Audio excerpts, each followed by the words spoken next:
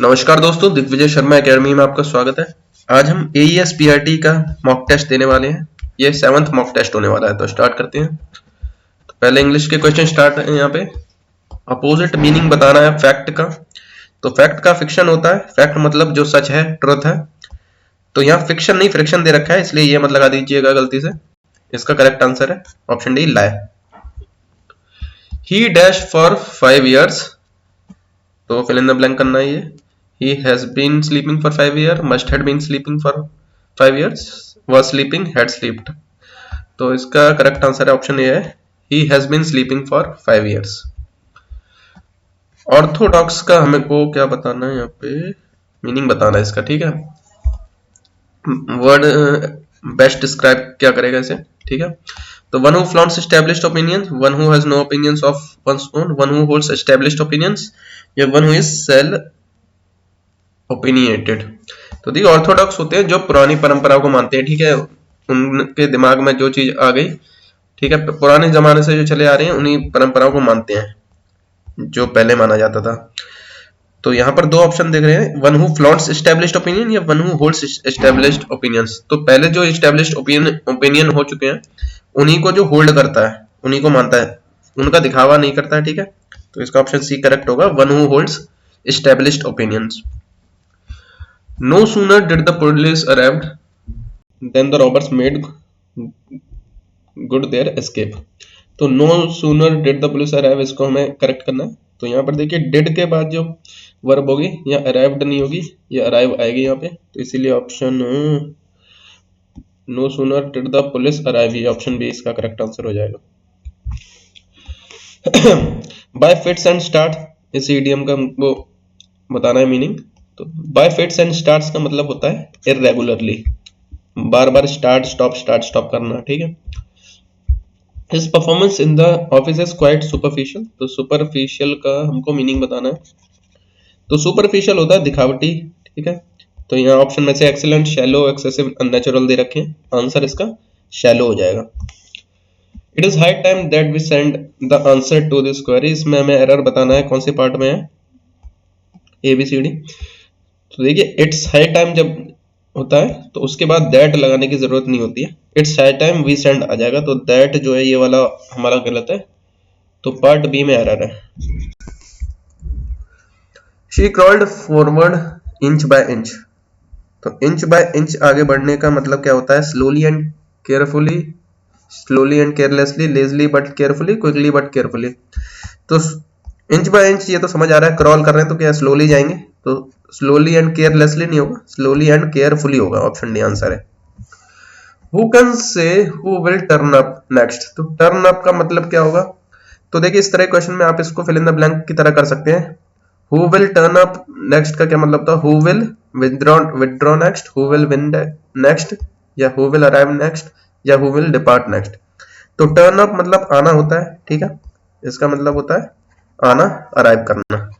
तो who can say who will turn up next का मतलब है who can say who will arrive next, next कौन आने वाला है।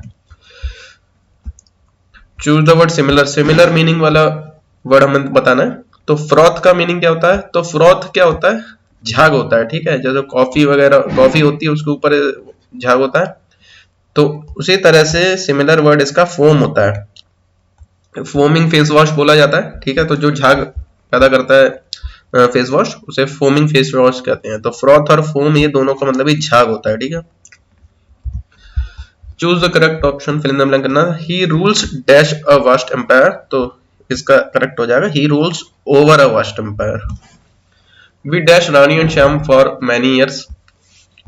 इसका करेक्ट आंसर है, we have known Rani and Shyam for many years. Foam flux but can, इनका पार्ट ऑफ स्पीच बताना है ये, ठीक है। तो देखिए इसमें अगर देखते हैं सारे अलग अलग दे रखे हैं। तो ये जो कैन होता है, आखिरी वाले सब अलग है। तो कैन जो होता है एक वर्ब होता है, ठीक है। तो सिर्फ एक से ही इसका पता कर सकते हैं, ये ऑप्शन भी इसका करेक्ट है। फोमी जो एडजेक्टिव हो जाएगा, फ्लक्स नाउन हो जाएगा, बट कंजंक्शन, और ये आपका वर्ब हो जाएगा। ऑप्शन बी इसका आंसर है। I was offered a chair. तो ये कौन सा फॉर्म ऑफ सेंटेंस है, इंटेरोगेटिव तो है नहीं, क्वेश्चन मार्क नहीं है इसमें, इंपेरेटिव भी नहीं है ये, क्योंकि इसमें कोई ऑर्डर वगैरह, ऑर्डर रिक्वेस्ट ऐसे कुछ नहीं दे रखा है। एक्टिव है या पैसिव, तो ये पैसिव है, ठीक है। I was offered a chair, ये पैसिव सेंटेंस है। ऑपोजिट बताना है हमें पॉपुलर का, तो पॉपुलर मतलब फेमस होता है, ठीक है। नोटोरियस भी क्या होता है, फेमस गलत कारणों की वजह से होता है, ठीक है। इसका अपोजिट हो जाएगा आउटकास्ट। आउटकास्ट का मतलब होता है जिसे समाज से बेदखल कर दिया गया है, समाज से अलग कर दिया गया है, सोसाइटी से बाहर निकाल दिया गया है, कोई पूछ नहीं रहा उसे, ठीक है, तो वो आउटकास्ट होता है, ठीक है। पॉपुलर का अपोजिट हमारा हो जाएगा आउटकास्ट। यहां पर एक पैसेज दे रखा है, ठीक है, तो इस पैसेज को मैं पूरा नहीं पढ़ने वाला हूं, टाइम वेस्ट होगा, तो आप इसको पहले क्वेश्चंस पढ़िएगा, उसके बाद पैसेज पढ़िएगा, मैं खाली इसके आंसर्स बता देता हूं आपको, ठीक है। ये मिस्टेक हो गया यहाँ पे। तो व्हाट रेनफैग्नी plan to do because of this hurricane, तो इसका करेक्ट आंसर ये ऑप्शन सी है, she is going to shut herself with dogs and cats. तो आप पढ़िएगा, इससे ये आप इससे चेक कर सकते हैं, आंसर ये है। पॉज करके आप करिएगा पहले इसका answer. Which of the following is not included in laid back tourist resorts by the southern state of Oaxaca? तो इसका आंसर ये है option C, Puerto Escondido। Choose the word which is opposite in meaning. Surge का opposite बचाना है, तो surge का मतलब रश होता है, ठीक है, जल्दी किसी काम को करना एकदम से जोश में, तो अपोजिट इसका डिले हो जाएगा, देरी से करना। What is the minimum threshold for a major category 3 hurricane, तो अगर ये आप पैसेज पढ़ेंगे तो आपको पता चल जाएगा इसका आंसर 111 माइल्स पर आवर है, ठीक है। Meaning of ride out, ride out का मतलब क्या होता है, तो राइड आउट का मतलब सरवाइव होता है। यहां से हिंदी क्वेश्चन स्टार्ट होते हैं, तो सही वर्तनी बतानी है इसमें, तो ये काफी फेमस शब्द है हिंदी का, इसका उज्ज्वल, ये ऑप्शन बी इसका करेक्ट आंसर है। जल्दी चलो में जो जल्दी है वो कौन सा विशेषण है, तो ये चलने यानी क्रिया की विशेषता बता रहा है, तो ये क्रिया विशेषण है, ऑप्शन डी आंसर है इसका। कौन सा पर्वत का पर्याय नहीं है, तो ये भूधर, नग और शैल, ये पर्वत के पर्यायवाची है। नभ जो होता है ये आकाश या आसमान का होता है मतलब, तो ये हमारा करेक्ट आंसर है, ऑप्शन सी। सुख चैन में समास है, सुख चैन में जो ये डैश लगे होते हैं ये सभी द्वंद्व समास होते हैं, इनको आप ऐसे याद कर सकते हैं। द्वंद्व का मतलब क्या होता है, कंफ्यूजन होता है, ये करना है या वो करना है, तो सुख चैन रात दिन, इनमें क्या है, कंफ्यूजन है, ये या वो, ठीक है, इसलिए द्वंद्व इसका आंसर हो जाएगा, डैश वाले द्वंद्व। छाती पर सांप लौटना, इसका अर्थ क्या होता है, इसका अर्थ होता है ईर्ष्या करना, किसी से जेलसी करना, ठीक है, जलन होना। परिक्रम शब्द में उपसर्ग क्या है, तो इसमें उपसर्ग है परे। निम्नलिखित में से अशुद्ध वाक्य कौन सा है, इस बार फसल अच्छी होगी, बैठक का समय 4:10 होगा, जब वर्षा होगी तब देखा जाएगा, जब हम सब जा रहे हैं आप भी चलोगे, तो ये चलोगे ये वाला शब्द हमारा गलत है, चलोगे नहीं होता है, ये होता है चलेंगे, आप सब लोग चलेंगे, ठीक है, तो ये इसका करेक्ट, ये वाला ऑप्शन हमारा डी जो है वो अशुद्ध है, यहाँ पे अशुद्ध पूछा गया था, डी आंसर है इसका। सिंह वन में रहता है, रेखांकित में कारक है, तो वन में पर ये अधिकरण कारक होता है, ठीक है। विद्वान का स्त्रीलिंग क्या होता है, तो ये भी काफी ज्यादा बार पूछे जाते हैं, विद्वान का स्त्रीलिंग क्या होता है, तो ये विदुषी होता है। रचना के अनुसार निम्नलिखित वाक्य का भेद बताना है, तो लोग तभी गिरते हैं जब असावधान होते हैं, तो जब तब ये जो है ये मिश्र वाक्य में आता है, ऑप्शन सी आंसर है इसका। इस मंदिर में लोग पीतांबर पहनकर पूजा करते हैं, पीतांबर का हमें यहाँ पर समास बताना है, ठीक है, तो पीतांबर में कर्मधारय समास होता है। अभी यहाँ पर भी आपको सुंदरता क्या है, सर्वनाम, विशेषण, क्रिया या संज्ञा है, तो देखिए सुंदर एक विशेषण होता है, सुंदरता जो है वो संज्ञा होती है, इसीलिए एक सब अलग अलग है, तो एक का भी आपको पता होगा तो उससे आंसर बता सकते हैं, तो सुंदरता संज्ञा होती है, ऑप्शन डी इसका आंसर है। अपनाया क्रिया हो जाएगा, आप सर्वनाम हो जाएगा, उष्ण विशेषण हो जाएगा। संस्कृत मूल के जो शब्द उसी रूप में हिंदी में आ गए हैं उन्हें क्या कहा जाता है, तो संस्कृत के संस्कृत के जो शब्द हैं वो सेम टू सेम आ गए हैं बिना चेंज हुए, तो वो तत्सम कहलाते हैं, जो चेंज हो जाते हैं उन्हें तद्भव कहते हैं। आंसर इसका ऑप्शन ए है, तत्सम। नीचे दिए गए शब्द का सही बहुवचन बताना है हमें, दवाई का ये सिंपल है, ये ऑप्शन बी दवाइयां हो जाएगा। हिंदी खड़ी बोली हिंदी में रचना करने वाला प्रथम किसे माना जाता है? तो सबसे पहले जो हिंदी की खड़ी बोली में एक रचनाकार कौन से हैं? तो ये अमीर खुसरो हैं। यहां पर भी एक पैसेज आ चुका है, तो इसके भी मैं आपको आंसर बता देता हूं, आप पढ़ के इसका आंसर कर दीजिएगा। तो हमारी शिक्षा का माध्यम भारतीय भाषा इसलिए होना चाहिए क्योंकि इसमें भारतीय मानस का स्पंदन ध्वनित होता है। ऑप्शन डी इसका आंसर है। हमारी शिक्षा में ऐसे पाठ्यक्रम की आवश्यकता है जिसमें, तो इसका ऑप्शन बी है, भारतीय सांस्कृतिक परंपरा का प्रतिनिधित्व हो। गद्यांश का उपयुक्त शीर्षक क्या होगा? तो इसका शीर्षक होगा हमारी शिक्षा माध्यम और पाठ्यक्रम। शिक्षित जन और सामान्य जनता में निरंतर अंतर बढ़ने का कारण है कि हम के इसका आंसर हो जाएगा ऑप्शन सी, हम जो है विदेशी चश्मे लगाकर अपने लोगों को देखते हैं। पैसेज पढ़ेंगे तो आप ये देख पाएंगे। हमें राष्ट्रीय सांस्कृतिक परंपरा के साथ साथ किससे दूर होते जा रहे हैं? तो इसका आंसर ऑप्शन है सामयिक जीवन प्रवाह से। ठीक है, तो इनके आप अपने आप आंसर कीजिएगा पैसेज पढ़ के, और इससे आप चेक कर सकते हैं आंसर। ठीक है, अभी यहां से साइंस के क्वेश्चन स्टार्ट होते हैं। At time equal to 0 scooter has a velocity 21 metre per second. तो टाइम जब 0 है तो उसकी वेलोसिटी 21 मीटर पर सेकंड है, तो ये इनिशियल वेलोसिटी है 21 metre per second. It slows down with an acceleration of 50 centimetre पर सेकंड स्क्वायर। तो एक्सेलरेशन यहाँ पर स्लो डाउन लिखा है, ठीक है, तो यानी क्या है, एक्सेलरेशन नेगेटिव होगा 50 सेंटीमीटर पर सेकंड स्क्वायर। तो ये सेंटीमीटर में दे रखा है, 100 से डिवाइड करेंगे इसे तो ये क्या है, मीटर में हो जाएगा। तो ये आ जाएगा यहाँ पर 1/2 हो जाएगा, 1/2 metre per second square. Acceleration ये आ गया, ठीक है। And at the end of 4 second, 0 से 4 सेकंड यानी टोटल टाइम कितना हो गया, 4 सेकंड हो जाएगा। स्कूटर हैज ट्रेवल्ड, तो कितना ट्रेवल किया उसने, डिस्टेंस बताना है। तो इसके लिए हम ये वाली इक्वेशन ऑफ मोशन लगा देंगे, s equal to u t plus half a t square, a t square, ठीक है। तो u है 21, t है 4 प्लस हाफ a है, a यहाँ पे माइनस का 1/2 है, और t जो है वो फिर से 4 ही है, ठीक है। तो देखिए ये हो जाएगा यहाँ पे 84, ये माइनस वाला यहाँ लग जाएगा, और ये 1/4 इंटू 16 हो जाएगा, 4 से 4 बार कट जाएगा, 84 में से 4 जाएगा तो ये इसका आंसर आ जाएगा हमारा 80 मीटर आंसर आ जाएगा, ऑप्शन है। तो ये इक्वेशन पता होगी तो आप आसानी से इसका आंसर निकाल सकते हैं। इसका कन्वर्जन जरूर ध्यान रखिएगा, सेंटीमीटर में लगा दोगे तो आंसर गलत आ जाएगा इसका। Elements with valency 1 are always metal, always non-metal, always metalloid या either metal और non-metal। तो देखिए वैलेंसी जब 1 होती है तो उसके दो केसेस हो सकते हैं, या तो एक वो लूज कर सकता है इलेक्ट्रॉन को या फिर गेन कर सकता है, दोनों ही केसेस में वैलेंसी क्या होती है, 1 होती है। अब ये प्लस या माइनस दी होती तो हम प्लस में लूज करता है, वो माइनस में गेन करता है। तो क्योंकि उसका साइन नहीं दे रखा है इसलिए हम बता नहीं सकते कि वो मेटल होगा या नॉन मेटल, इसीलिए ये मेटल भी हो सकता है या नॉन मेटल भी हो सकता है। ऑप्शन डी आंसर है इसका।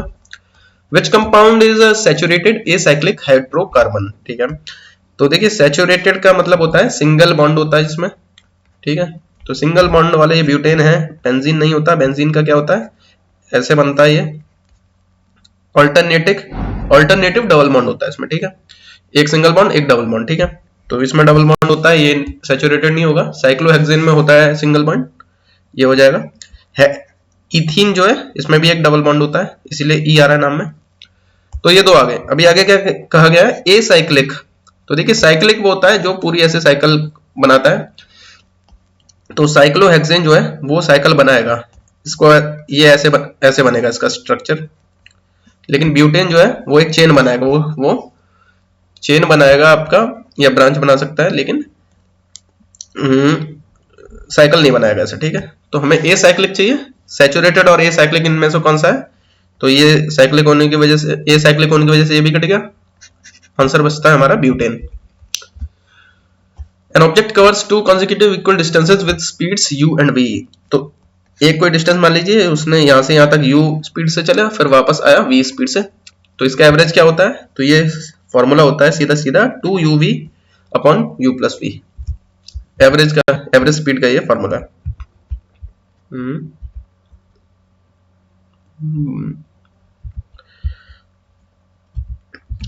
ठीक है। नबिया क्वेश्चन है, an open jeep is moving on a straight path with uniform velocity. Jeep जो यूनिफॉर्म वेलोसिटी से चल रही है, ये ओपन जीप है, ठीक है। ऊपर इसके मतलब छत जो है वो खुली हुई है। A person sitting on the front seat projects a ball vertically upwards. तो फ्रंट सीट पे जो बैठा है पर्सन, उसने ऊपर बॉल फेंकी। After some time the ball, तो कुछ टाइम के बाद बॉल क्या होगी? Fall back in his hand, उसके हाथ में आके गिर जाएगी। Fall in front of the jeep, आगे गिर जाएगी। Fall on the back seat of the jeep, पीछे वाली सीट पे चली जाएगी या फिर बाहर चली जाएगी आउटसाइड द जीप। तो इसका आंसर ऑप्शन ए है, क्योंकि यहाँ पे यूनिफॉर्म वेलोसिटी है, ठीक है। तो यहाँ पर इसका इनर्शिया चेंज नहीं होगा, और जो जो इंसान की होगी वेलोसिटी वही क्या है, बॉल की भी होगी। तो वो साथ साथ में ही चलेगी और उसके हाथ में ही आके गिरेगी। तो यहाँ पर यूनिफॉर्म वेलोसिटी के होने की वजह से क्या है, बॉल उसी के हाथ में गिरेगी। ऑप्शन ए इसका आंसर होगा। अगला क्वेश्चन है, an object of mass 40 kg moving along a straight line with a horizontal velocity of 15 metre per second collides. तो देखिए यहाँ पे कोलिजन वाला है, तो इसका मास लिख लेते हैं। m1 40 kg हो जाएगा और इसकी वेलोसिटी है v1 15 kg, ठीक है। तो ये कोलाइड होता है, उसके बाद sticks to a stationary wooden block. Wooden block जो स्टेशनरी था, जिसके मास क्या है 10 kg दे रखा है हमको, उससे स्टिक कर जाता है ये। तो ये जब चिपक जाता है, ठीक है, तो ये क्या है, दोनों अब एक बन के चलेंगे। चलिए इसको अभी देखते हैं। If the surface is smooth the combined object and wooden block after collision moves along the velocity same line with the velocity of. तो यहाँ हो क्या रहा है, मान लीजिए ये ऑब्जेक्ट है, ये वुडन ब्लॉक है, तो इसका ये 40 kg मास है, 15 ये kg नहीं, मीटर पर सेकंड है, ठीक है। तो ये इसकी वेलोसिटी दे रखी है, मास दे रखा है। कोलिजन के बाद क्या है, ये वुडन ब्लॉक पे ये ऑब्जेक्ट चिपक जा रहा है, ठीक है। उसके बाद ये चल रहे हैं एक वेलोसिटी से v से। तो देखिए यहाँ पर क्या है, कंजर्वेशन ऑफ मोमेंटम लगेगा। स्टार्टिंग का जो m1 v1 होगा और प्लस m2 v2, ये इक्वल हो जाएगा m1 प्लस m2, क्योंकि दोनों चिपक जा रहे हैं और इनकी वेलोसिटी के बराबर। अब देखिए ये स्टेशनरी था, इसलिए इसकी v2 क्या है, 0 हो जाएगी। तो ये वाला पार्ट हमारा कट जाएगा। तो m1 v1 equal to m1 plus m2। यहाँ पे ये 0 क्यों हो गया, क्योंकि इसकी वेलोसिटी नहीं है, यहाँ देखिए स्टेशनरी है ये, ठीक है। तो m1 हमारा 40 है, v1 जो है 15 है, ये 40 और ये 10 है, तो ये कितना 50 हो जाएगा, और इसकी वेलोसिटी जो है वो निकल आएगी।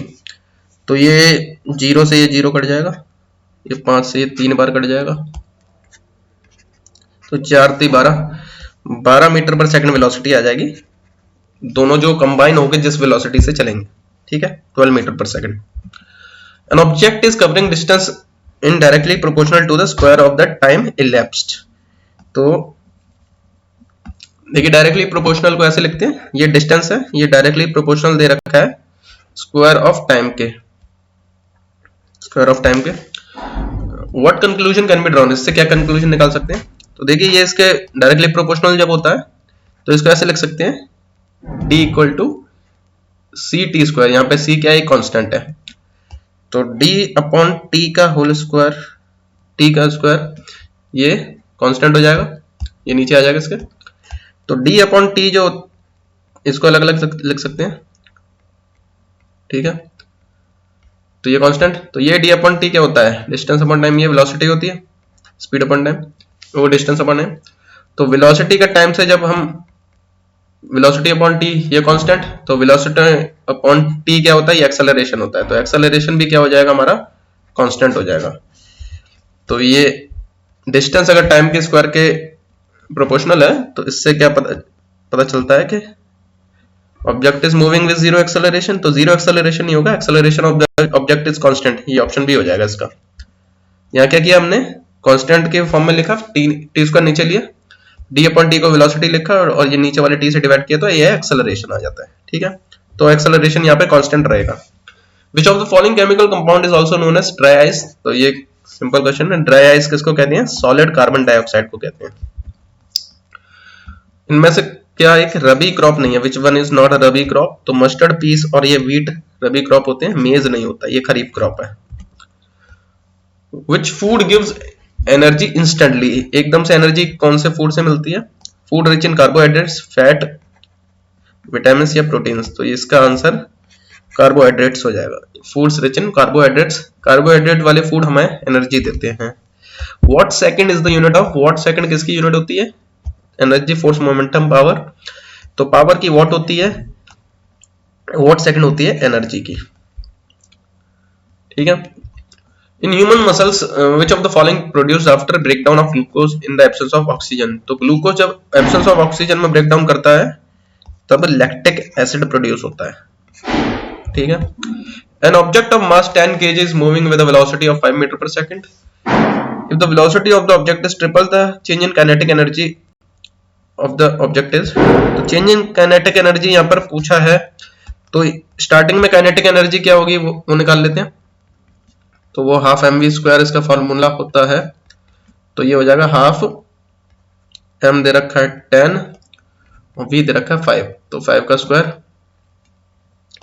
ठीक है। फाइनल क्या हुई, तो ये जाएगा हाफ एम, अब ये वेलोसिटी क्या है, ट्रिपल हो गई है यहाँ पे, तो ये क्या है 15 का स्क्वायर हो जाएगा यहाँ पे। तो ये देखिए कितना, इनका डिफरेंस निकालना है, तो डिफरेंस क्या आ जाएगा, हाफ एम, ये 15 के स्क्वायर में से 5 का स्क्वायर माइनस हो जाएगा, तो ये हो जाएगा, यहाँ 2 से कट जाएगा 5 टाइम्स, तो 5 इंटू ये 225 माइनस 25, ये 25 है, ये 225 माइनस 25, ठीक है। तो ये 5 इंटू 200 हो जाएगा यहाँ, तो ये 1000 हो जाएगा, ठीक है। तो ये तो इंक्रीज हो गया, कितना इंक्रीज हुआ है, यहाँ परसेंटेज में आंसर दे रखा है, इसलिए हमें परसेंटेज निकालने के लिए कितने पे ये इंक्रीज हुआ वो निकालना पड़ेगा। तो इनिशियल कितना था ये, तो ये हो जाएगा 5 से ये कट जाएगा, 5 का क्यूब ये 125 आ जाएगा यहाँ पे। तो जो 125 था उसमें हमें 1000 का इंक्रीज हो चुका है, ठीक है। तो 1000 का इंक्रीज हुआ 125 पे, परसेंटेज निकालने के लिए 100 से मल्टीप्लाई कर देंगे। देखिए यहाँ पे डिफरेंस पहले ही निकाल लिया, आप अलग अलग करके भी निकाल सकते थे, तो मैंने ये पहले डिफरेंस ही निकाला है इसमें, देखिए यहाँ पे माइनस कर दिया है, इस वाले में से इसको माइनस किया है, बड़े में से छोटे को। तो ये देखिए 25 का 5 बार में ये कटता है, 25 से 4 बार 100 होता है, ठीक है।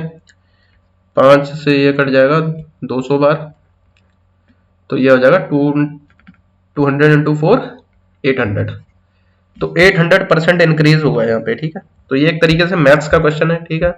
तो यहाँ पर साइंस मैथ्स दोनों मिक्स करके पूछा गया है।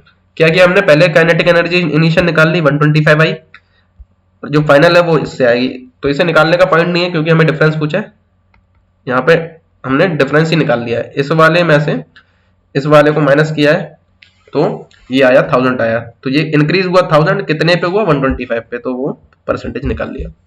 The length of small intestine in human body, small intestine की लेंथ कितनी हो सकती है, तो रेयर क्वेश्चन है थोड़ा सा, ये केवीएस में पूछा गया था, ये 7.5 मीटर होती है इसकी, ठीक है। Pick out the correct statement, correct statement बताना है। Burning of fuel is a physical change, तो ये गलत है, ये केमिकल चेंज होता है, गैस प्रोड्यूस होती है इसमें। CH4H2O CFC etcetera are not greenhouse gases, तो ये भी गलत है, ग्रीन हाउस गैसेस ये होती हैं, ठीक है। हमें करेक्ट बताना है, तो ये भी गलत हो जाएगा। Chlorophyll green coloured pigment act as a catalyst during photosynthesis, तो ये करेक्ट आंसर है। क्लोरोफिल जो है कैटलिस्ट की तरह काम करता है, ग्रीन कलर का पिगमेंट भी होता है ये। Uranium 235 is a non reactive radio active, तो ये रिएक्टिव रेडियो एक्टिव होता है, ये भी गलत है, तो आंसर हमारा सी है इसका।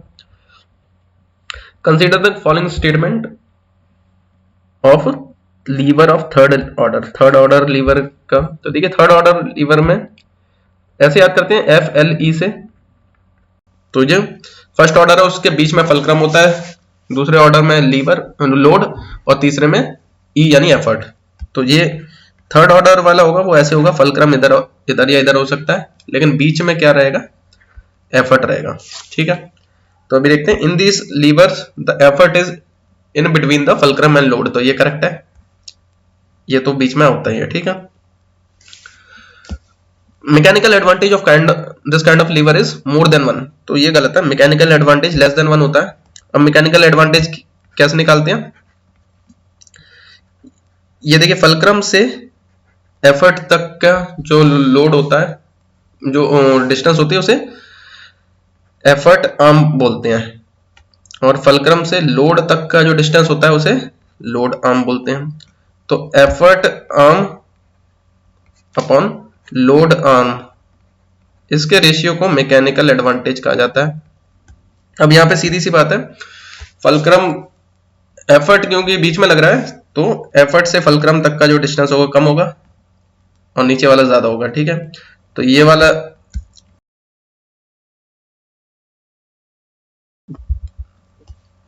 रेशियो का डिनोमिनेटर जो है, डिनोमिनेटर बड़ा है, न्यूमरेटर छोटा है, इसीलिए ये पूरा रेशियो क्या होगा, 1 से कम होगा। ठीक है, तो ये वाला हमारा ऑप्शन भी गलत है। ट्वीजर और ह्यूमन आर्म, तो ऐसे ह्यूमन आर्म है, यहां पर holding weight on the palm, तो ये वाला ट्वीजर अगर नहीं समझ आ रहा तो इससे समझ सकते हैं कि यहाँ पे देखिए, यहाँ पर लोड लग रहा है, यहाँ कंधे से जॉइंट है, तो ये फलक्रम हो जाएगा। तो अगर ऐसे करके आप पकड़ेंगे तो सबसे ज्यादा आपके क्या है, कोनी पे, एल्बो पे एफर्ट पड़ेगा। ठीक है, तो ये इस तरीके से एक क्या है, ह्यूमन आर्म जो है वो एग्जांपल है इसी का, किसका, थर्ड ऑर्डर लीवर का। ट्वीजर क्या होता है, ट्वीजर भी ऐसे पिन होती है, ऐसे करके शेविंग में यूज करी जाती है। ठीक है, ऐसे करके इसको पकड़ सकते हैं इसको। ठीक है, तो ए और सी तो हमारे सही है, ए सी कौन सा, ऑप्शन डी है, ये सही है, बी वाला सही नहीं है। Which one is wrongly matched, कौन सा रॉन्ग मैच है इसमें, तो ऑप्शन देखते हैं। देखिए मरकरी तो नियरेस्ट होता है, तो ये करेक्ट है, हमें रॉन्ग चाहिए, ये गलत हो जाएगा। वीनस हॉटेस्ट प्लैनेट, चलो अगर ये आपको नहीं भी पता है तो ये तो पता होगा, सैटर्न की रिंग्स होती हैं, यहाँ लिखा है विदाउट रिंग्स, तो यही हमारा करेक्ट आंसर हो जाएगा। वैसे वीनस जो है हॉटेस्ट प्लैनेट इसलिए होता है क्योंकि इसका जो एटमॉस्फेयर होता है वो बहुत थिक होता है, तो इसमें ग्रीन हाउस इफेक्ट बहुत ज्यादा होता है। मतलब क्या होता है, हीट आती है तो वो इसके एटमॉस्फेयर से बाहर नहीं जा पाती है, तो ये गर्म ही होता जाता है। ठीक है, इसीलिए इसे हॉटेस्ट प्लैनेट कहा जाता है। मार्स को रेड प्लैनेट कहते हैं। ठीक है, तो इसकी रिंग्स होती है सैटर्न की, इसीलिए ये हमारा करेक्ट आंसर है इसका। An iron ball of mass 2 kg, तो मास है 2 kg, लिफ्टेड बाय 2 मीटर, तो ये डिस्टेंस दे रखा है 2 मीटर का। Against the gravitational force work done, तो वर्क डन का हमारा फॉर्मूला होता है फोर्स इनटू डिस्टेंस। ठीक है, तो फोर्स होता है मास इनटू एक्सेलरेशन, यहाँ पे ग्रेविटेशन के अगेंस्ट हो रहा है तो जी लिख देंगे mg, और ये डिस्टेंस जो है ये हमारा आ जाएगा यहाँ पे, तो मास 2, जी की वैल्यू 9.8 और डिस्टेंस ये 2 हो जाएगा। तो ये 2 2 जा 4 का मल्टीप्लाई इससे करेंगे, 8 चौक 32, 3 9 चौक 36 और 3 39, ये 39.2 जूल में आ जाएगा answer, option B. Which of the following is an example of unisexual flower, तो यूनिसेक्सुअल फ्लावर इसमें से पपाया है, option C. Which one is wrong statement, wrong statement इनमें से कौन सा है, solid and liquid can not compress while gases can be compressed, तो ये करेक्ट है, गैस को कंप्रेस कर सकते हैं, सॉलिड लिक्विड को नहीं। Gases spread to occupy space available, ये भी करेक्ट है। Liquids evaporate silently producing cooling effect, तो ये करेक्ट है। इसीलिए आप जब भी जो आपका क्या होता है परफ्यूम वगैरह को लगाते हैं तो ऐसे कूलिंग इफेक्ट बनता है उससे। ठीक है,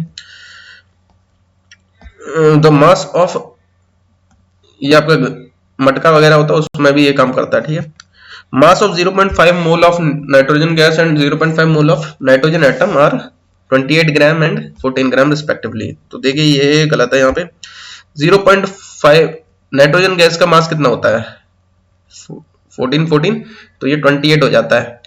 ठीक है, लेकिन ये 1 मोल का 28 होगा, 0.5 मोल का क्या हो जाएगा, ये 14 होगा, ना कि 28। और 0.5 मोल अगर नाइट्रोजन एटम का करेंगे तो वो 7 हो जाएगा, आधा हो जाएगा। 1 मोल का 14 होगा, तो ये हमारा ऑप्शन डी जो है वो गलत है। A solid brick of gold measuring 1848 and 16 centimetre is melted. तो यहाँ पर क्या, ये क्यूबॉइड जो है उसे मेल्ट किया जा रहा है और क्यूब में कन्वर्ट किया जा रहा है, उसकी एज बतानी है। तो देखिए वॉल्यूम दोनों का सेम होगा, तो इसका वॉल्यूम वो बराबर हो जाएगा नया जो क्यूब बनने वाला है उसके वॉल्यूम के, तो उसको इस साइड को ए मान लेते हैं। तो इसका साइड ही निकालनी है हमें, तो इसको लिख लेंगे हम 3 इंटू 3 इंटू 9 टू 18 होता है, 16 3 या 48 होता है, तो इसे 4 इंटू 4 इंटू 3 लिख लेंगे, 16 को 4 इंटू 4 लिख लेंगे। तो इसका ए निकालना है, तो ये क्यूब रूट हो जाएगा इसका। तो 3 3 का जो पेयर बनना है 3 3 3, तो ये 3 3 3, इससे एक 3 आ जाएगा, 4 4 4 से एक 4 आ जाएगा, और ये 4 2 जा 8, 8 का क्यूब रूट हो जाएगा 2। तो ये 4 3 जा 12 इंटू 2 24 इसका आंसर है। A man standing near a clock tower, तो ये डायरेक्शन वाला क्वेश्चन है, यहां समझ लीजिए क्लॉक टावर है। He moves southward to reach a point P, तो वो यहाँ से क्या है साउथ की तरफ जाता है एक पॉइंट P पे, 8 kilometre from the clock tower, तो यहाँ से 8 किलोमीटर की डिस्टेंस थी। फ्रॉम P टर्न्स राइट, यहाँ से राइट टर्न करता है, and move 6 kilometre to reach Q, तो यहाँ से Q आ गया। फ्रॉम Q ही moves right again and reaches a point R 10 kilometre from Q, तो यहाँ से ऊपर 10 किलोमीटर चले जाएगा। तो ये ध्यान रखना है यहां तक 8 है, तो ये 2 और चला गया, ठीक है। तो ये कहां आ गया, ये R पे आ गया यहाँ पे, इसको इससे जोड़ देंगे ऐसे करके। From R he turns right and reaches a spot S 6 kilometre from R, तो यहाँ से 6 किलोमीटर, तो ये भी यहाँ पे 6 किलोमीटर था, तो ये ऐसे करके लाइन में ही आ जाएगा, इसको इससे जोड़ देंगे, यहाँ कहीं आ जाएगा, तो ये कितना हो जाएगा S, इसको S बोला है इन्होंने। How far is and in which direction he is from clock tower, तो ये देखिए यहाँ से यहाँ तक की 2 किलोमीटर डिस्टेंस होगी, क्लॉक टावर से ये क्या है नॉर्थ में है 2 किलोमीटर, तो 2 किलोमीटर नॉर्थ हो जाएगा। डायरेक्शन और डिस्टेंस दोनों पूछा है। Out of the following given 4 words one is different from the others, तो इनमें से जो है ये रेड येलो ब्लू, ये विभज्ञोर जो बनता है हमारा रेनबो में कलर का पैटर्न, ठीक है। तो ये रेड येलो और ब्लू ये उसमें आते हैं, व्हाइट नहीं आता है, ठीक है, तो यही इसमें अलग है। ये ब्लड रिलेशन का क्वेश्चन है। Inder is a man, Inder एक आदमी है, and Sahej is a woman, Sahej mother is daughter of Inder's mother's sister, तो यहाँ इंदर से शुरू करते हैं अगर, तो इंदर एक आदमी है, ठीक है, प्लस से उसे डोनेट कर रहे हैं। इंदर्स मदर्स सिस्टर, तो इंदर की यहाँ पर एक मदर और मदर की सिस्टर, ठीक है। Sahej mother is daughter of Inder's mother sister, तो इंदर्स मदर सिस्टर की जो डॉटर है, इसकी जो डॉटर है वो कौन है, सहेज की मदर है, सहेज की मदर है। अभी देखो दोबारा बताते हैं। सहेज मदर, ये सहेज की जो मदर है, एक लाइन से ऊपर जनरेशन गैप बताया यहाँ पे, सहेज की जो मदर है वो डॉटर है किसकी, वो डॉटर है किसकी, इंदर्स मदर्स सिस्टर, ठीक है। तो अभी सहेज का रिलेशन पूछा इंदर से, तो ये देखिए ये इनके सेम जनरेशन में है, तो ये सहेज की मदर जो है वो इंदर की कजन हो जाएंगी, और जो सहेज जो है वो इंदर की क्या हो जाएगी, ये नीस हो जाएगी यहाँ पे, ठीक है, ऑप्शन बी आ जाएगा। तो एक जनरेशन नीचे है लेकिन डॉटर नहीं है, ठीक है, तो ये नीस हो जाएगी। Observe the following words. If we arrange these words in dictionary order, which word will be at third place? Third place पे कौन सा आएगा, तो देखिए एच ई, तो ये सेम हो जाएगा, उसके बाद ए वाला आएगा, तो ए ए ए ये तीनों आएंगे, ठीक है। ए के बाद क्या सबसे पहले कौन आएगा, ये दोनों आएंगे एल वाले। तीसरा नंबर पूछा है तो ये टी वाला आएगा। पहला कौन सा आएगा वो हमें देखने की जरूरत नहीं है, वैसे ये वाला आएगा आई से, तो ये पहला दूसरा और ये तीसरा हो जाएगा हीटिंग वाला। तीसरा पूछा है तो option A. A cube of side 8 cm is painted red on all sides।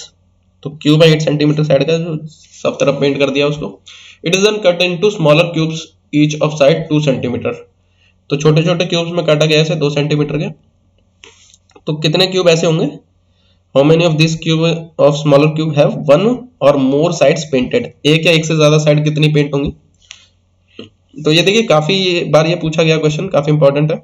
तो इसका पूरा कॉन्सेप्ट का मैं अलग से वीडियो बना दूंगा, लेकिन अभी इसको समझते हैं।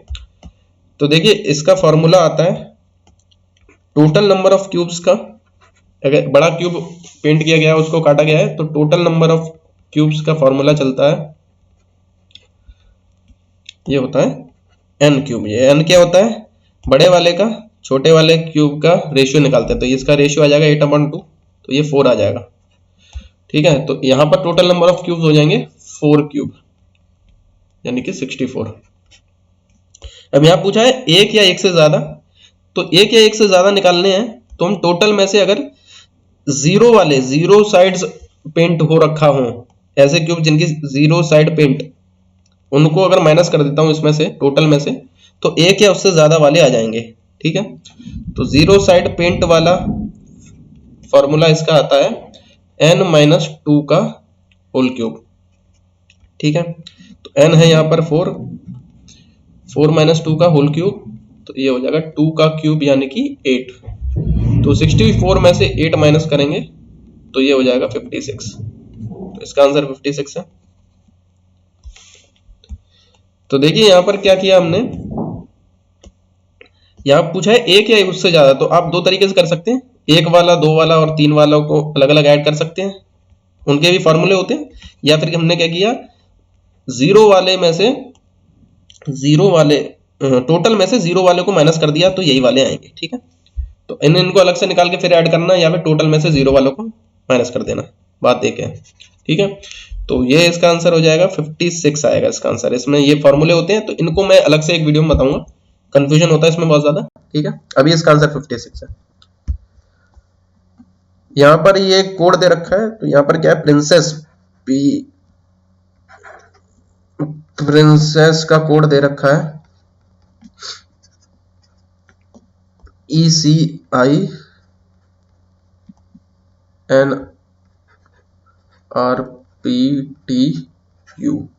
ठीक है, तो ये कोड दे रखा है, तो इसको समझते हैं थोड़ा। देखिए आई का आई दे रखा है, एन का एन दे रखा है। ये वाला CE जो है वो यहाँ पर EC बन गया, उल्टा हो गया। ये वाला PR यहाँ पे, ये तो यहाँ पे है, ये RP बन गया इस पे। S का एक जुड़ गया यहाँ पे +1, तो T बन गया। और यहाँ पर S का ST और U, तो ये +2 हो गया इसमें। ठीक है, तो इस तरीके से ये बन रहा है। तो अभी हमें निकालना है स्पाइस जेट का।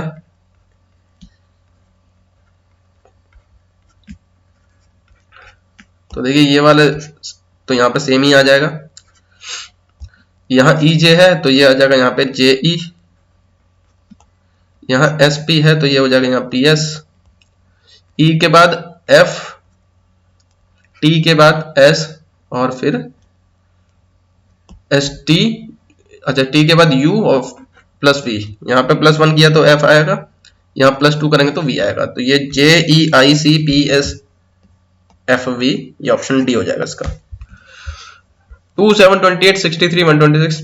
देखिए यहाँ पर अगर देखते हैं आप, तो ये जो सीरीज है इसका करेक्ट आंसर मैं डायरेक्टली बता देता हूँ। तो इसमें क्या हुआ है, ये देखिए आप अगर आप ध्यान से देखेंगे तो ये क्यूब के आसपास नजर आ रहे होंगे आपको। तो ये क्या है, ये 1 क्यूब +1 है, यहाँ पर 2 क्यूब -1 है, 3 क्यूब 27 जो होता है उसमें +1 हो गया, ये 4 क्यूब +-1, 5 क्यूब +1। तो यहाँ पर क्या आ जाएगा, ये 6 क्यूब -1, 216 में से 1 माइनस होगा तो ये 215 आ जाएगा। ठीक है, तो ये थोड़ी सी अजीब सीरीज होती है, ये ध्यान रखने आपको, ऐसे शब्दों का ध्यान रखना है जो क्यूब के +1 -1 हो या स्क्वायर के +1 -1। ठीक है, ऐसे भी पूछा जा सकता है। नंबर को ऐड करेंगे तो कुछ नहीं आएगा इसमें answer. LCM of 2 numbers is 1200, तो 2 नंबर का एलसीएम दे रखा है 1200। इनमें से क्या उनका HCF नहीं हो सकता है? तो देखिए जो LCM होता है और जो HCF होता है, तो HCF LCM का फैक्टर होना चाहिए हमेशा, ये रूल होता है। तो यहाँ पर अगर देखते हैं तो 600, 400, 200 ये तो 1200 के फैक्टर है, 500 नहीं है, इसीलिए ऑप्शन बी इसका करेक्ट आंसर होगा। 500 HCF नहीं हो सकता क्योंकि ये क्या है, 1200 का फैक्टर नहीं है। यहाँ पूछा है number of decimal places after which the decimal expansion of the rational number will terminate. तो कितने डेसिमल प्लेस के बाद टर्मिनेट करेगा? तो देखिए अगर ऐसे दिया होता है 3785 और नीचे ऐसे दे रखा तो आप आसानी से इसे लगा सकते हैं कि ये यहाँ पे आ जाएगा पॉइंट हटा के, ठीक है। तो हम यही करने वाले हैं। यहाँ पर जो नीचे 1250 है, 14587 नीचे 1250 है, तो इसको हम क्या है ऐसे वर्ड में कन्वर्ट करने वाले हैं। तो ये थोड़ा सा नंबर आपको याद रखना चाहिए। 25 इंटू 4 होता है 100, 125 इंटू 8 ये होता है 1000, ऐसे ही करके 625 इंटू 16 ये 10,000 होता है, ठीक है। तो ये कुछ मल्टीप्लाई आपको ध्यान रखना चाहिए, इसीलिए 125 को हम क्या करेंगे 8 से जब मल्टीप्लाई करेंगे ऊपर नीचे, तो ये क्या हो जाएगा, यहाँ पर ऊपर वाले से मतलब नहीं हमें, लेकिन ये नीचे वाला जो है ये पूरा 14587 इंटू 8 नीचे आ जाएगा, ये 10,000 हो जाएगा यहाँ, क्योंकि 125 का 8 से करेंगे तो 1000 और ये एक ये वाला 0 जी है, ठीक है, तो 10,000 हो जाएगा। तो ये क्या है 1 2 3 4, तो ये 1 2 3 4 के बाद यहाँ पॉइंट लग जाएगा ये हटा के, ठीक है। तो 4 डेसिमल प्लेसेस के बाद ये टर्मिनेट हो जाएगा। ऑप्शन डी आंसर है इसका। The sum of the zeros of the polynomial, तो अब ये पॉलिनोमियल एफएक्स दे रखा है, उसके सम दे रखा है 6, के की वैल्यू निकालनी है। तो सम का फॉर्मूला होता है -b/a, तो ये हमको 6 दे रखा है। यहाँ पर इसको अगर कंपेयर करते हैं ax cube minus ax cube plus bx square plus cx plus d से, तो ये फॉर्मूला बनता है। तो यहाँ माइनस तो फॉर्मूले का ही है, b की वैल्यू हमारी यहाँ दे रखी है -3 के और a है 2, तो ये हो गया 6 के बराबर। ये माइनस माइनस प्लस हो जाएगा, 3 से ये कटेगा 2 बार, 2 2 जा 4, प्लस का 4 ये आंसर हो जाएगा इसका। If the system of equations, दो इक्वेशन दे रखी है, हैज इनफाइनाइटली मैनी सॉल्यूशन, इनके इनफाइनाइटली मैनी सॉल्यूशन है, तो k की वैल्यू क्या होगी? तो इनफाइनाइटली मैनी सॉल्यूशन के लिए ये रूल होता है a1/a2 equal to b1/b2 equal to c1/c2। Collinear lines होती हैं जो एक के ऊपर एक, तब ये चलता है। तो यहाँ पर देखिए a1/a2 क्या हो जाएगा, a1 ये है, a2 ये है, तो ये 2/4 हो जाएगा, b1/b2 हो जाएगा 3/k, तो ये 2 से ही काम चल जाएगा, यहाँ पे 3/k लिख देंगे, ठीक है। तो ये देखिए ये इससे कट जाएगा 2 बार, k की वैल्यू आ जाएगी 3 2 जा 6 आंसर हो जाएगा इसका। The perimeter of triangle with vertices, तो ये वर्टिसेस दे रखे हैं, पेरीमीटर ट्रायंगल का क्या होगा ये निकालना है। तो देखिए सबसे पहले तो ये 0 0 कहाँ पे आएगा, ये यहाँ पे आएगा 0,4, तो पहला वाला ये x का होता है, ये y का होता है, तो x में 0 y में 4, तो ये यहाँ कहीं आ जाएगा 0,4। 3,0 ये क्या हो जाएगा, ये यहाँ कहीं आ जाएगा 3,0, तो इसका मतलब क्या है, ये x पे डिस्टेंस 3 है, ये y पे डिस्टेंस 4 है, ठीक है। अब इससे ट्रायंगल जो बना है उसका पेरीमीटर बताना है, मिल गया, ठीक है। तो ये यहाँ पे सीधी सीधी लाइन बन रही है, ये 90 डिग्री होगा। अगर आपको ट्रिपलेट पता होंगे तो ये पाइथागोरस थ्योरम से भी निकालेंगे, तो ये 3 4 है, ये 5 होगा पाइथागोरस से। तो इसका पेरीमीटर हो जाएगा 3 और 4 7 और 5 12, ऑप्शन 4 है इसका answer. If sin theta plus sin square theta equal to 1, then cos square theta plus cos की पावर 4 थीटा की वैल्यू, अच्छा ये 1 नहीं होगा यहाँ पे, ये पूछा है यहाँ पे, ठीक है।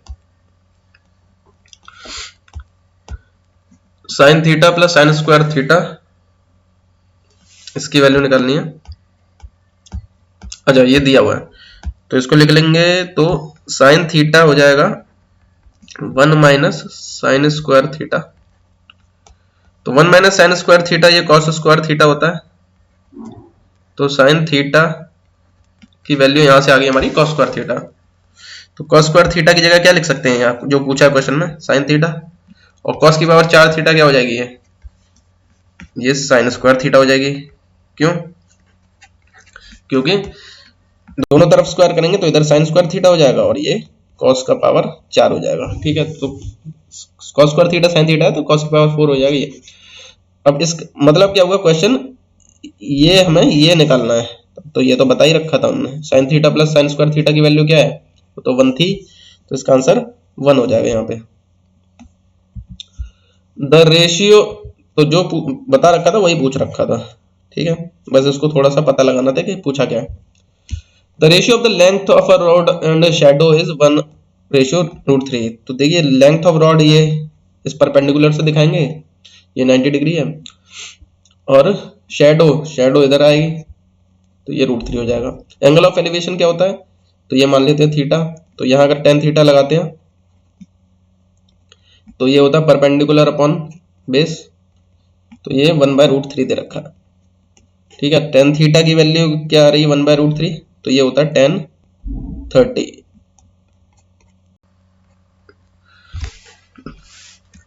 तो tan थीटा की वैल्यू आ गई 1/√3 जो कि होती है tan 30। तो tan थीटा, तो थीटा क्या आ गया 30 आ गया, 1/√3 आ रही है यानी tan 30 है ये, तो एंगल 30 है, एंगल ऑफ एलिवेशन 30 आ गया।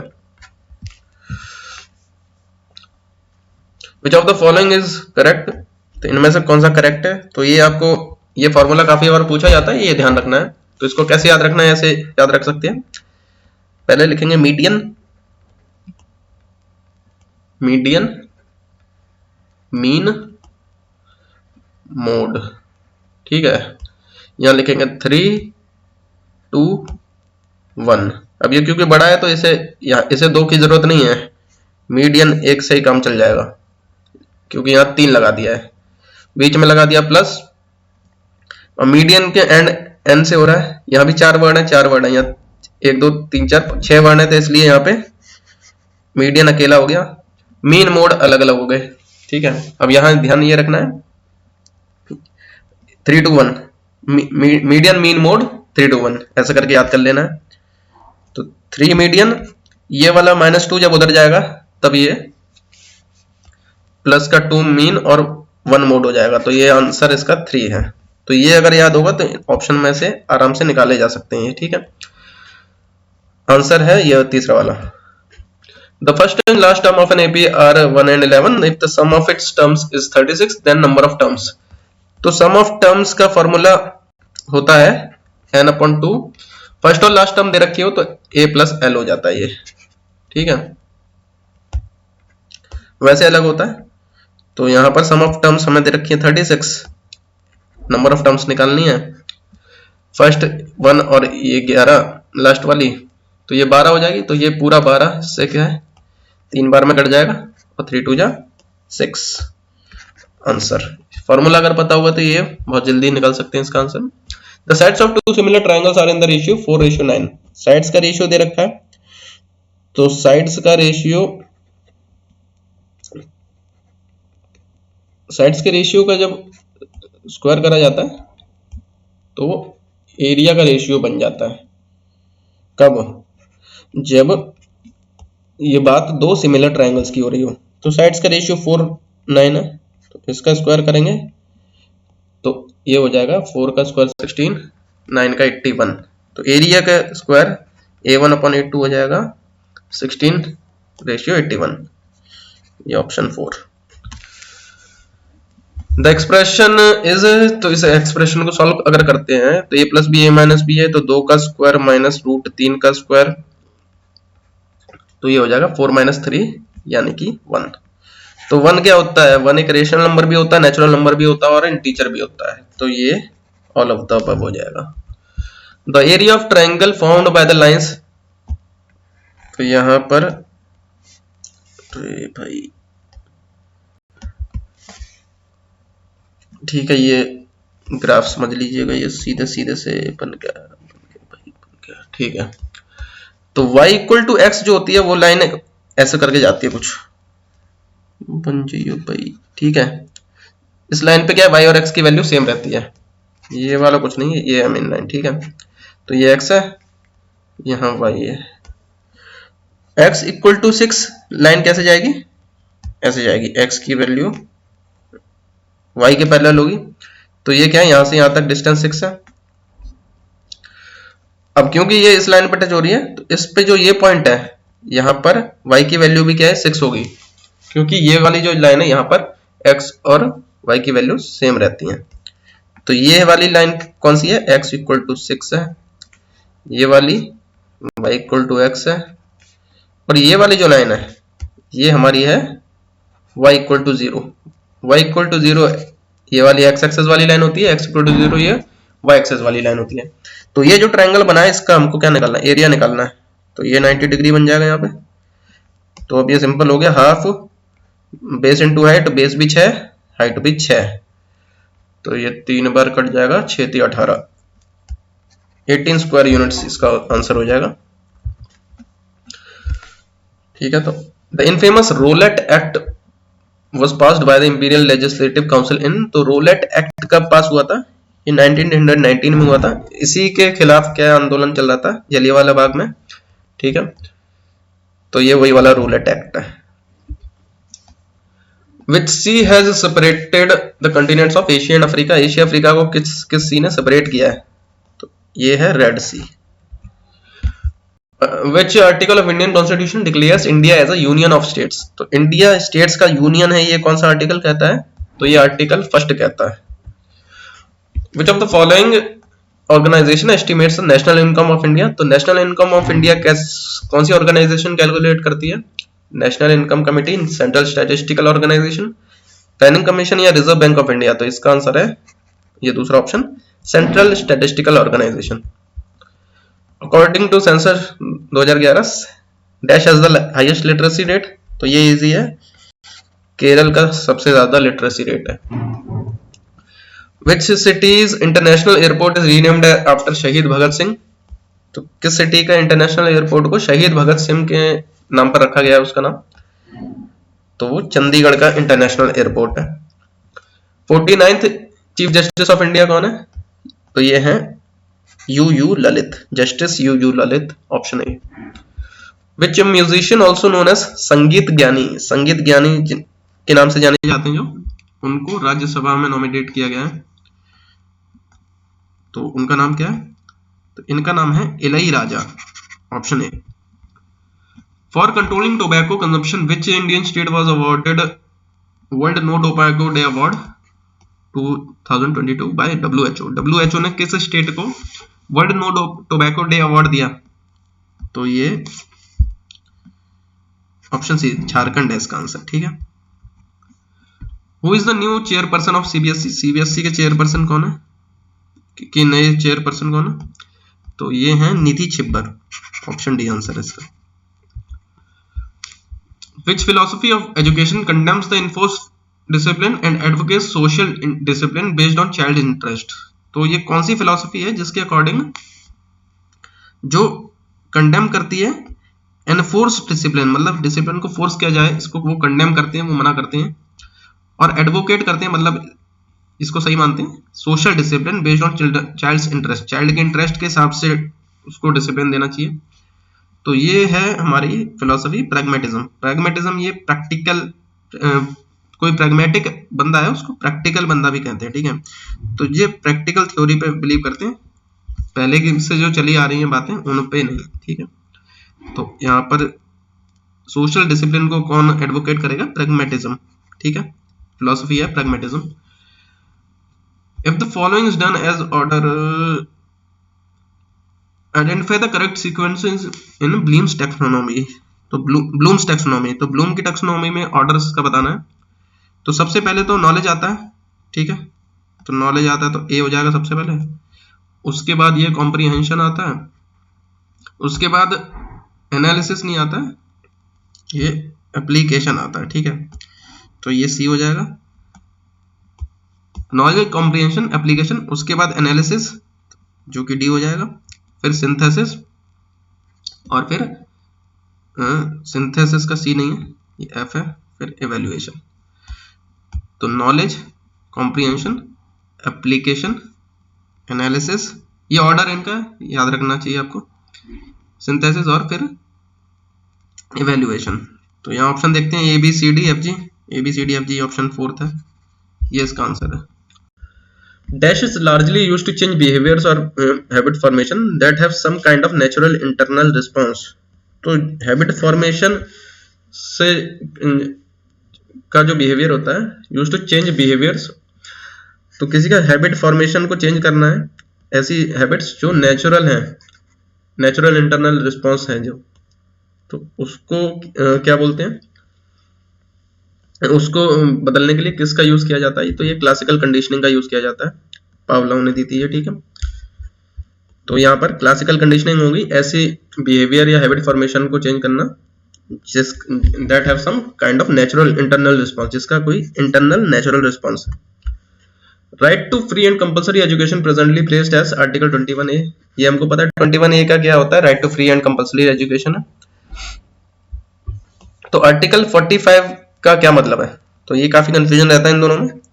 तो 21A तो ये कहता है 6 से 14 साल तक को के जो बच्चे हैं उनको फ्री एजुकेशन मिलेगी, फ्री और कंपल्सरी एजुकेशन मिलेगी। लेकिन 45 की क्या कहता है, ये कहता है education and care for children up to 6 years.